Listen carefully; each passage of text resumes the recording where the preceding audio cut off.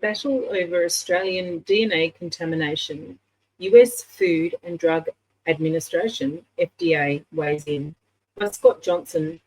Scott Johnson is an independent West Australian journalist. The modified RNA, or in brackets mRNA, contamination controversy continues to escalate in Australia as regulatory agencies and independent studies battle it out over whether COVID-19 vaccinations were contaminated. It all began when a council from a coastal mining town in Western Australia, Port Hedland, launched an initiative in October 2024 to expose residual DNA contamination in the COVID-19 jabs.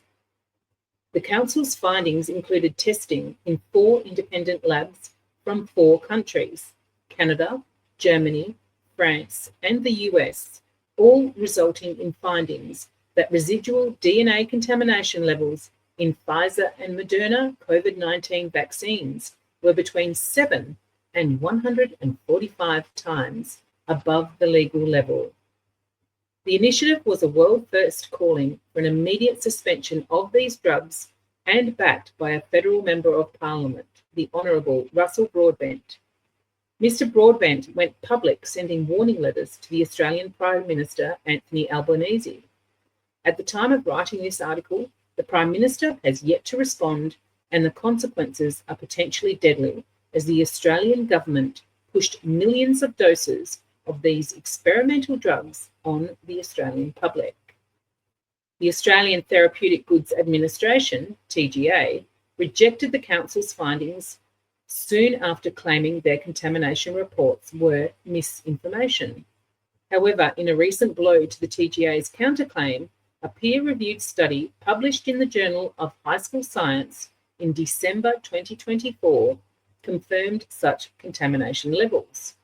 Conducted in the US Food and Administration's FDA's White Oak campus in Maryland, the study confirmed contamination levels exceeded regulation limits by 6 to 470 times. Then, in response, as reported by journalist Leanne PhD, in January 2025, the FDA tried to distance itself from the study, despite it being conducted in their own labs and under their own supervision. It should be noted that between July 2019 and 2024, the TGA received, in accordance with their published fees, over 45 million Australian dollars from Pfizer, Moderna, and AstraZeneca. In May 2024, the AstraZeneca COVID-19 vaccination was officially withdrawn from the global market, and one of the earlier deaths from AstraZeneca was BBC presenter Lisa Shaw, aged 44, who died in May 2021. In the US, attorney generals from Texas and Kansas have commenced lawsuits against Pfizer concerning fraud, side effects, and deaths.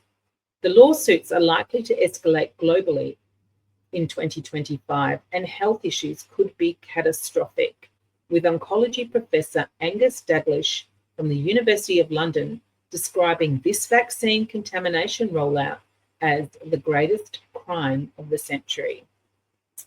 For more information, see the work of Leanne PhD, a former ABC presenter of the Catalyst program, who has written extensively on this subject. Go to substack.com at Leanne. Several years ago, in the peak of the pandemic, Edge Radio Australia had a very, very important interview where we spoke to Melissa, a quality assurance officer at Pfizer, and Australian Senator Malcolm Roberts. I highly recommend you go and look at this video, but unfortunately you can't do that here on YouTube, because the day after AstraZeneca was pulled off the market, so was our video. If you'd like to see that video and listen to the experts' opinions of the quality officer and an Australian senator, go to edgeradioaustralia.com and check the video out there. Freedom of speech matters, and Edge Radio Australia will not be censored.